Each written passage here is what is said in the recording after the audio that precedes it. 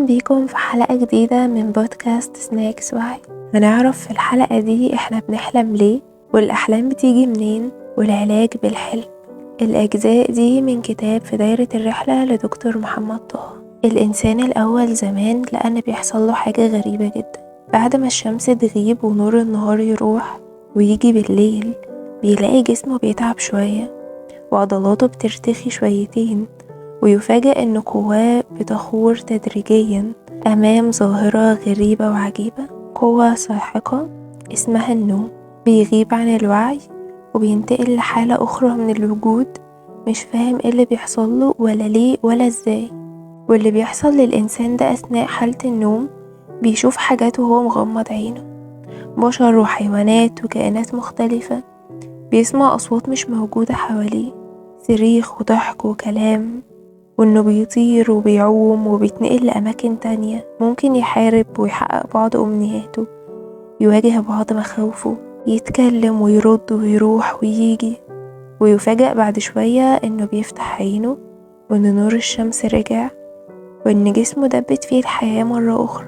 الإنسان القديم كان عاجز تماما قدام الظاهرة دي، عاجز على فهمها وعاجز على تفسيرها، وعاجز عن فعل أي شيء تجاهها إلا الاستسلام ليها، وإنه يعيشها، وإنه يرسمها ويعبر عنها بأدوات بدائية جدا على جدران الكهوف والمعابد، عشان نوصل النهاردة لعلم كبير جدا فوق ما يمكن أن تتخيل، اسمه علم النوم. وعلم آخر أكبر وأوسع وأغرب اسمه علم الأحلام، واللي قال لنا إحنا بنحلم ليه وبنحلم إزاي وبنحلم بإيه. خلينا نتفق على حاجة أساسية ومهمة: كلنا بنحلم كل يوم كذا مرة.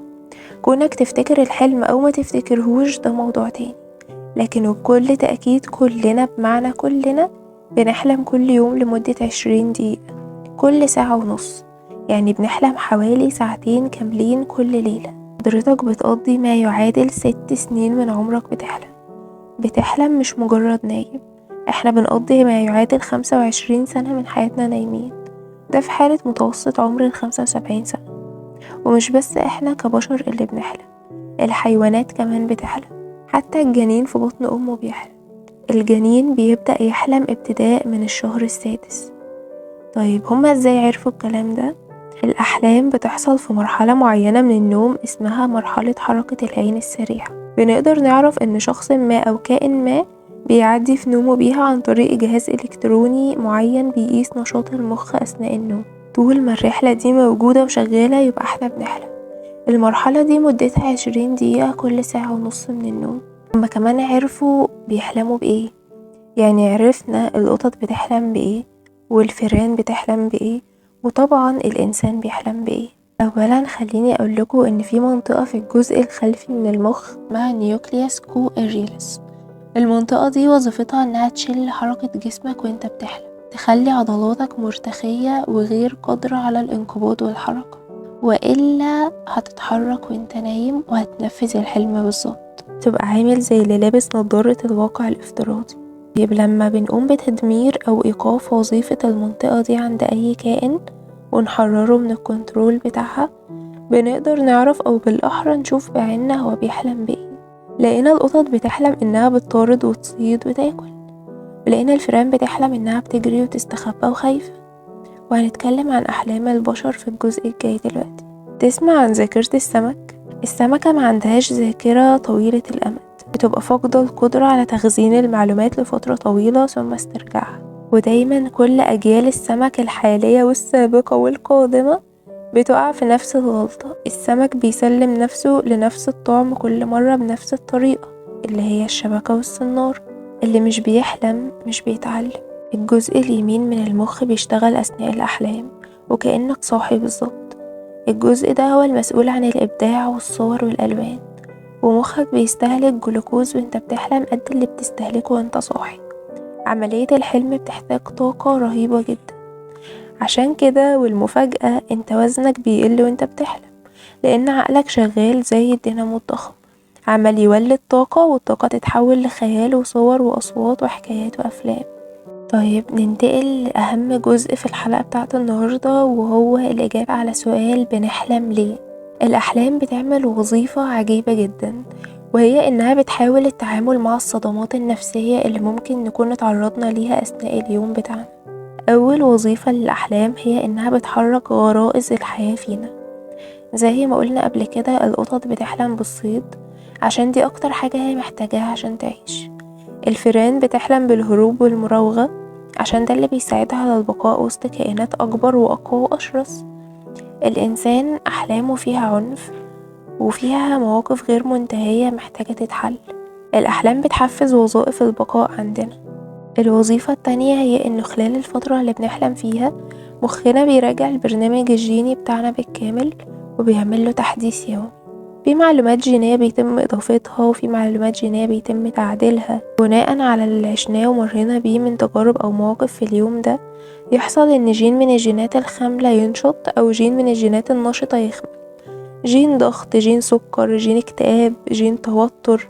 الوظيفة التالتة هي إنه برضو خلال الفترة اللي بيكون الحلم شغال فيها على شاشة عقلنا بيكون حاصل في الكواليس حاجة مهمة جدا، وهي صيانة الشبكات العصبية لجهازنا العصبي بالكامل. يعني الدوائر العصبية اللي فيها تلف بيتم إصلاحها في حدود معينة. المناطق اللي ناقصها إمداد عصبي بيتم توصيل بعض الإمداد الجديد ليها، وبيتم التخلص من بقايا المواد العصبية الفاسدة أو النسيج العصبي التالف. ودي معجزة حقيقية. وزي ما قلنا إن هي بتحاول التعامل مع الصدمات النفسية اللي ممكن نكون اتعرضنا ليها أثناء اليوم، بتحاول تخفف منها وتهضمها وتقلل من أثرها. لما تتضايق من حد بالنهار وتحلم بالليل إنك بتتخانق معاه، فالحلم هنا بيديلك الفرصة إنك تعمل اللي معرفتش تعمله. زي إن حد يتعرض لحادثة أو حريق، وقتها ممكن الشخص ده يحلم باللي حصل حلم متكرر كل يوم ورا بعض. هنا الحلم بيحاول في كل مرة إنه يخفف من كمية المشاعر الرهيبة اللي كانت مرتبطة بالحدث الأصلي. يعني كل مرة الحلم ده بيتكرر فيها بتكون مصحوبة داخل الحلم بكمية أقل من المشاعر لحد ما توصل المشاعر دي لأقل ما يمكن، فيبطل الحلم إنه يتكرر. ولو كانت الصدمة أكبر من قدرة الأحلام على التعامل معاها، فهي للأسف هتسيب أثر نفسي كبير. وهنا تم ابتكار نوع جديد وعظيم وفعال جدا من العلاج النفسي مستوحى من نفس الطريقة اللي بتشتغل بيها الأحلام. النوع ده اسمه Eye Movement Desensitization and Reprocessing EMDR، إزالة التحسس وإعادة المعالجة بحركة العين. وفيه بيخلوا الشخص يحرك عينيه حركة سريعة بنفس الطريقة اللي بتتحرك بيها العين أثناء الأحلام، ويطلبوا منه أثناء ده إنه يفتكر الحدث أو الصدمة المؤلمة اللي اتعرض ليها بكل مكوناتها. صورة صعبة، شعور مؤلم، فكرة سيئة. وأول ما يبدأ يحس بالتوتر والضيق والانزعاج، يطلبوا منه إنه يفتكر أو يفكر أو يتخيل صور أخرى أجمل أو مشاعر أخرى أهدى، أفكار أخرى ألطف، وكأنهم بيصنعوا حلم علاجي خاص يقدر يعمل اللي أحلام المريض ما قدرتش تعمله من شدة الصدمة أو قسوة الحدث. ذكرياتنا بتتخزن أثناء مرحلة حركة العين السريعة اللي بنحلم فيها، ودي الوظيفة الخامسة من وظائف الحلم، واللي هي من أهم وأخطر ما يمكن، واللي اتبنى عليها هي كمان نوع جديد وخاص من التدخلات العلاجية النفسية. أثناء حضرتك ما بتحلم بيتم تحويل بعض المعلومات اللي في ذاكرتك قصيرة الأمد إلى ذاكرتك طويلة الأمد. يعني إيه؟ يعني بعض الأحداث اللي بتحصل في يومك بتتخزن في ذاكرتك بشكل مؤقت. في نوع معين من الذاكرة مسؤول عن تخزين الحاجات بشكل مؤقت والمدة قصيرة من الزمن، من عدة ثواني لعدة ساعات. شفت مين، كلت ايه، جملة قالها لك حد معين، مشهد شفته في الشارع، موقف حصل في البيت أو الشغل، وهكذا. تيجي بقى حضرتك تنام وتحلم، أثناء بقى ما انت بتحلم في جزء من الأحداث اللي اتخزنت في الذاكرة المؤقتة دي بتتنقل للذاكرة الدائمة. يعني هيفضل جواك للأبد، هيعيش معاك طول عمرك، مش هتنساه مهما حصل، هيصبح جزءا من تكوينك حرفيا. طبعا ده شيء خطير جدا، لأنه لو كانت الأحداث دي صادمة أو مؤلمة فهي هتتحول لذكريات سيئة جدا، زي بالظبط لو كانت أحداث سعيدة وجميلة هتتحول لذكريات رائعة. وبالمناسبة ده السبب ورا النصيحة الشهيرة اللي كانوا بيقولوها واحنا بنذاكر زمان، انك لو عاوز تحفظ حاجة كويس اقرأها قبل ما تنام على طول. طيب آخر جزء هنتكلم عنه هو الأحلام بتيجي منين. أي حلم هو عبارة عن رسالة مشفرة مرسلة منك ليك، رسالة مرسلة من أحد طبقات وعيك اللي هي الطبقة الأعلى والأوعى منك، عشان تقولك حاجة أو توريك حاجة أو تنصحك بحاجة أو تحذرك من حاجة. وده طبعا المعظم مش الكل. شفرة الأحلام عبارة عن رموز أشخاص، حيوانات، نباتات، أماكن، كائنات مركبة من جسم حيوان وراس إنسان أو العكس. كل الحاجات والرموز دي توصلك لحاجة في الآخر، وكل حاجة ينفع إن هي تكون رمز في الحلم، وكل رمز بيكون ليه معنى ودليل على حسب حاجات كتير جدا، من أول معناه الشخصي بالنسبة لصاحب الحلم مرورا بمعناه في التراث والثقافة. ورموز الحلم بيكون ليها معنى على أكتر من مستوى، منهم وأهمهم معناها بالنسبة ليك انت. يعني ممكن 2 يحلموا نفس الحلم بنفس الرموز، بيكون كل حلم ليه معنى وتفسير مختلف لكل واحد فيهم. عشان نبسط الموضوع، وعشان احنا عندنا 7 طبقات أو مستويات من الوعي، احنا عندنا 7 أماكن على الأقل بتيجي منها الأحلام. خلينا نعتبر عقلك أو وعيك كأنه مكتبة كبيرة مكونة من كذا طابق، كل دور أو طابق منهم موجود فيه مجموعة كتب ومستندات ووثائق وفيديوهات بتتكلم عن حقبة معينة من حياتك وذكرياتك ودواخل نفسك. الطوابق دي مترتبة فوق بعض، وكل طابق أوسع شوية من اللي قبله. أول مستويات الأحلام هو مستوى وعينا الظاهر، أو المستوى الأكثر بساطة وسطحية، اللي حضرتك بتقرأ الكلام ده بيه وتفكر فيه عن طريقه وتستوعبه من خلاله. المستوى ده فيه التفكير والإدراك والتعلم والاستقبال من خلال الحواس ال5 المعروفة. نوع الأحلام اللي بتطلع على المستوى ده من الوعي هو نوع بسيط جدا وكلنا عارفينه ومجربينه، اسمه أحلام اليقظة. يعني التخيلات اللي حضرتك بتتخيلها وانت صاحي، أو انت مريح على الكرسي بتشرب كوباية شاي، أو انت قاعد لوحدك في العربية، أو انت ماشي سرحان في الشارع شوية، وهكذا. وده اللي انت بتبقى عارف من جواك ان اللي انت شايفه ده خيال مش حقيقة، وتقدر تبدأه بإرادتك بدرجة ما، وتقدر توجهه زي ما انت عايز إلى حد ما، وتقدر توقفه في أي وقت. ودي التخيلات اللي كلنا بنعملها. أما الدور التاني فيه كل ما تم كبته وتجاهله ونسيانه من ذكريات وأحداث ومواقف وغرائز ورغبات وصراعات نفسية جواك من طفولتك لحد دلوقتي، واسمه العقل الباطن الشخصي. أما الدور التالت هو وعيك مخزن فيه خبرات وأحاسيس حياتك الجينية داخل الرحم، علشان زي ما قلنا ان الجنين بيحلم ابتداء من الشهر السادس، فأي حد بيحلم بيتولد عنده ذكريات، حتى لو احنا مش فاكرينها دلوقتي، بس أثناء الحلم ممكن يراودنا بعض من الذكريات دي. وحتى وقت الولادة والخروج للحياة اسمه لاواعي الحمل والولادة.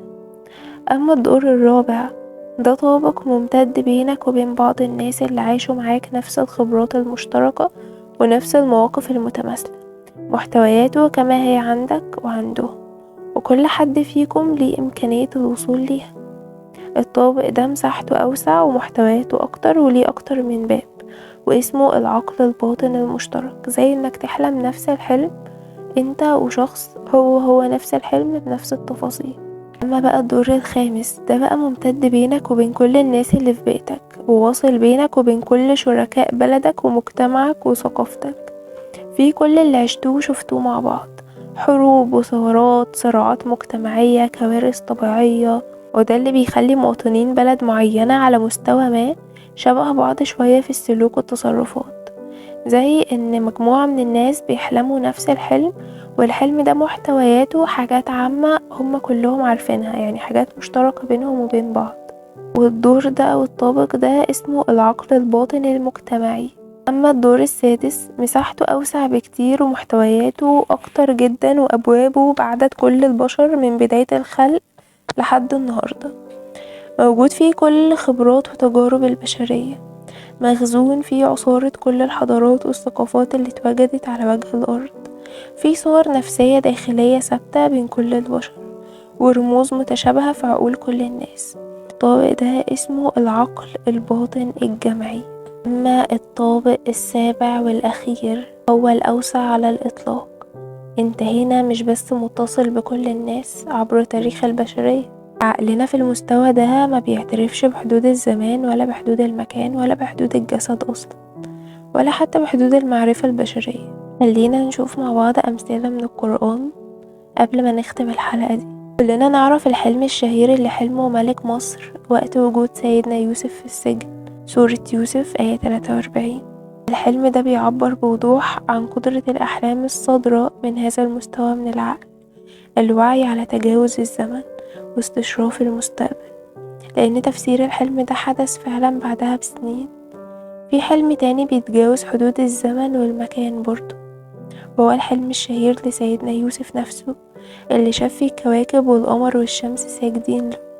الحلم اتحقق بعد سنين في مصر، وكانت الكواكب رمز لإخواته، والشمس والقمر رمز لأبوه وأمه، والسجود رمز للخضوع تحت أمره. الكلام ده مش معناه ان النوعية دي من الأحلام بتحصل للأنبياء بس، النوعية دي ممكن تحصل لأي حد، لأن المستوى ده من الوعي موجود عند كل الناس. ومن هنا هتنتهي حلقة النهاردة، واللي الكتاب فيها عرفنا عن الأحلام وليه بنحلم والأحلام بتيجي منين والعلاج بالحلم. عزيزي المستمع، اسمع، فكر، اتحرك.